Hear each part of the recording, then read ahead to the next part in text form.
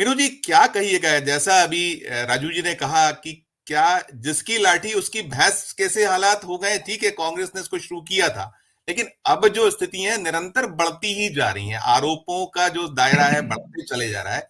तो अब ऐसा हो गया है कि जहां जिसकी लाठी है उसकी भैंस है, ऐसे हालात हैं, ये माना जाए। मीनू जी आपका mic mic unmute, mic unmute.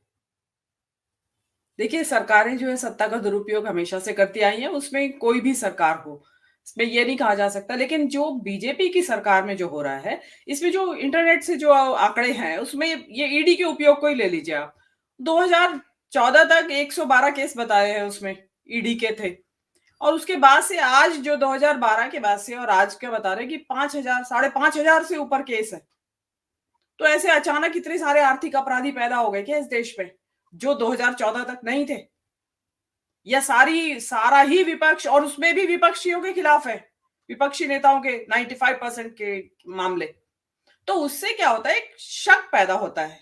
जो भी कोई अवेयरनेस जिसके अंदर है नागरिक के, वो इस बात को शक पैदा करती है कि भाई ये बीजेपी के नेताओं के खिलाफ क्यों नहीं होता, विपक्ष के नेताओं के खिलाफ क्यों हो रहा है। और इसको देखिए, मैं चलिए आप भ्रष्टाचार के खिलाफ मुहिम छेड़ रखी है आपने, विपक्ष के ही भ्रष्टाचार के खिलाफ आपने मुहिम छेड़ रखी है, लेकिन ये जब ही क्यों होता है जब चुनाव आ रहे होते हैं, किसी भी स्टेट असेंबली के, या जनरल इलेक्शन होते हैं, या कोई पंचायत के इलेक्शन हो, लोकल सेल्फ गवर्नमेंट के इलेक्शन हो, जब भी ये चीजें होती हैं। और इतना प्रेडिक्टेबल हो गया है संजीव जी ये बात, कि लोग मजाक करने लगे हैं कि भाई चुप रहे, ईडी आ जाएगी तेरे घर। मतलब आम आदमी को भी आपस में मजाक करने लगे, इतना हल्का बना दिया है ईडी को।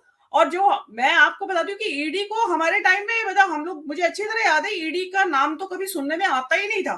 कभी कोई फॉरेन एक्सचेंज के वायलेशन वगैरह में या कुछ ऐसा हुआ करता था तो आता था, और ये माना जाता था कि भाई बहुत बड़ा अपराध किया होगा जो एनफोर्समेंट डायरेक्टरेट एक्शन में आई है। लेकिन आज तो मतलब at the drop of hat ये आ जाती है ईडी, और प्रिडिक्टेबल है। और आप देख लीजिए अब अरविंद केजरीवाल जी का। अब मैं ये मानती हूँ, जैसे मैं ये कहना चाहती हूँ कि इसमें आप, जैसे मजाक बन रहा है अरविंद केजरीवाल का कि भागे फिर रहे हैं, भागे फिर रहे हैं, मैं ये कहती हूँ कि शायद उनकी बात में दम है। जो उन्होंने लॉजिक ये दिया कि भाई मैं सस्पेक्ट हूं या एक्यूज हूं, किस हैसियत से आप मुझे बुला रहे हैं। तो प्रोबेबली कानून की जो बारीक जानकारियां हैं, कई बार क्या होता है कि इतनी हवा बह जाती है कि लोग सोचने की अपना विवेक ही खो देते हैं। अभी मैं एक वायर पे इंटरव्यू देख रही थी, उसमें कपिल सिब्बल जो है सतपाल मलिक का इंटरव्यू ले रहे हैं, और उन्होंने, कपिल सिब्बल ने कहा कि आप जिस तरीके से जम्मू एंड कश्मीर की असेंबली डिसॉल्व की, वो आपका अधिकार में ही नहीं थी, आप कर ही नहीं सकते थे इस तरीके से। ना तो नो कॉन्फिडेंस मोशन हुआ था, और ना रिकमेंडेशन हुई थी आपको। आपने तो बोले कि मुझे तो पता ही नहीं था इस बात का, गवर्नर साहब कह रहे हैं। तो कई बार क्या होता है कि किसी को भी ज्ञान नहीं होता उसका, और डर के पहुंच जाते हैं। मुझे तो ऐसा लग रहा है कि शायद अरविंद केजरीवाल ने एक इस चीज को सामने लाया है, और प्रोबेबली जो पहले लोग जाते रहे कि कॉल आई और लोग भाग गए, तुरंत चले गए, भाई ईडी से कॉल आई है, आज सुबह ही पहुंच जाते हैं, शाम को ही पहुंच जाते हैं। मुझे ऐसा लगता है, जिसको कह रहे हैं कि डॉज कर रहे हैं अरविंद केजरीवाल, मुझे ऐसा लगता है कि कानून में जरूर कोई लूप होल है जिसका कि इस्तेमाल अरविंद केजरीवाल अपनी सुरक्षा के लिए कर रहे हैं, और करना भी चाहिए। देखिए, कोई नहीं चाहेगा कि अननेसेसरी वो वहां जाके अपना टाइम जाया करे, क्योंकि छोड़ेंगे नहीं जल्दी से। और क्योंकि कानून को ये लोग किसी भी तरह से ट्विस्ट देने में माहिर हैं, और फिर उसके बाद माहौल ऐसा बना दिया गया है कि लोगों को लगेगा कि हाँ बड़ा अच्छा हुआ, अरेस्ट हो गया। तो वो अब जैसे यही हो रहा है कि कपिल सिब्बल उसमें बोल रहे हैं कि आप डिसॉल्व ही नहीं कर सकते थे, और उसके बाद आपने 356 लगा दी। तो सतपाल मलिक साहब कह रहे हैं 356 क्या होती है, उनको पता ही नहीं था। तो आप ये मत समझिए कि सेंट्रल गवर्नमेंट ने बुलावा भेजा है किसी को ईडी का, उसमें कोई भी मंत्री हो। मैं ये नहीं कह रही हूँ कि सब मामलों में ऐसा है, प्रोबेबली अरविंद केजरीवाल के मामले में कोई ना कोई है उसमें लूप होल जिसका उपयोग अरविंद केजरीवाल कर रहे हैं, और बेबस है गवर्नमेंट भी, सेंट्रल गवर्नमेंट भी। अभी 3 तारीख निकल चुकी है। तो ऐसा, अब इसमें देखिए, ये जो चलता रहेगा, जो आपने बंगाल का भी कहा।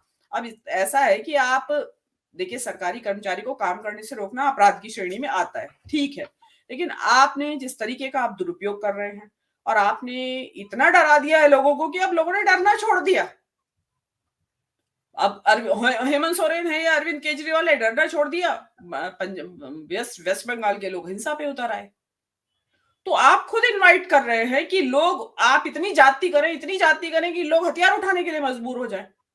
तो ये आपके लिए एक रेड सिग्नल है, स्पीड ब्रेकर है कि आप बाज आइए और सोच समझ के इस्तेमाल कीजिए। ठीक है, आप करिए भ्रष्टाचार के ऊपर कार्रवाई, और करनी चाहिए सरकार को, लेकिन उसमें सेलेक्टिव नहीं होना चाहिए कि आप विपक्ष के ऊपर करें और पक्ष के लोगों को छोड़ दें, वहां आपको पता ही ना हो कि क्या हो रहा है। उस पे आंख नहीं मूंद सकते आप। वॉशिंग मशीन की जो आप सत्तारूढ़ दल को उपमा दी जाती है वो गलत नहीं है।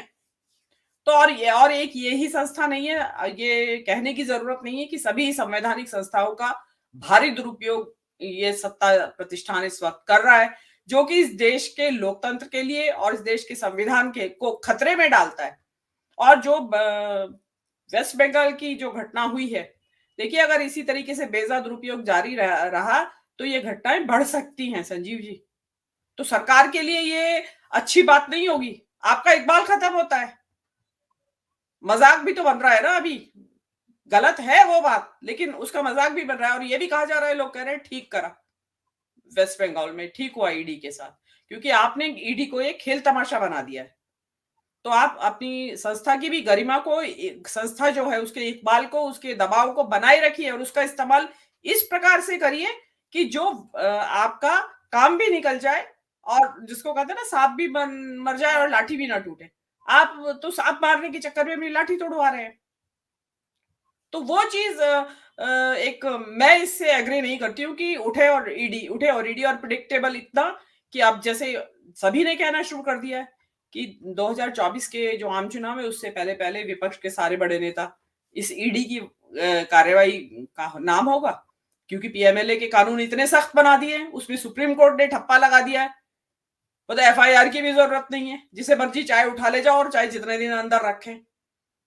तो उसमें सारे विपक्ष के बड़े नेता हो सकता है अंदर हो जाएं। अब तो संभावना लगती है कि ऐसा ही होने वाला है। जी संजीव जी।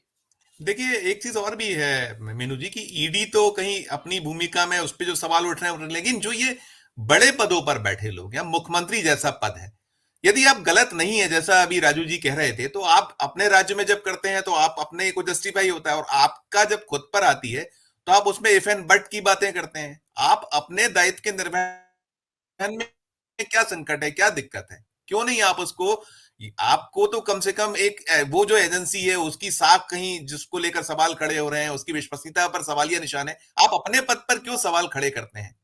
उस पर आपकी प्रतिक्रिया मीनू जी। जी हाँ, ये उनको समझना चाहिए कि आप उस, जिसको कहते हैं कि आत्मन प्रतिकूलानी परेशान मां समाचरित, तो जैसा व्यवहार आप अपने लिए नहीं चाहते हैं उस तरीके का व्यवहार आप दूसरे के लिए ना करें। तो आप अगर चाहते हैं कि केंद्र सरकार आपके साथ नाजायज ईडी का उपयोग या इस तरह की संस्थाओं का दुरुपयोग ना करे, तो उसी तरीके से आपको भी समझना चाहिए कि हमें भी सोच समझ के आप हाथ डालें। केवल बदले की भावना से, प्रतिशोध की भावना से या सबक सिखाने की भावना से आप सरकारी संस्थाओं का दुरुपयोग करते हैं तो सवाल अवश्य पूछा जाएगा।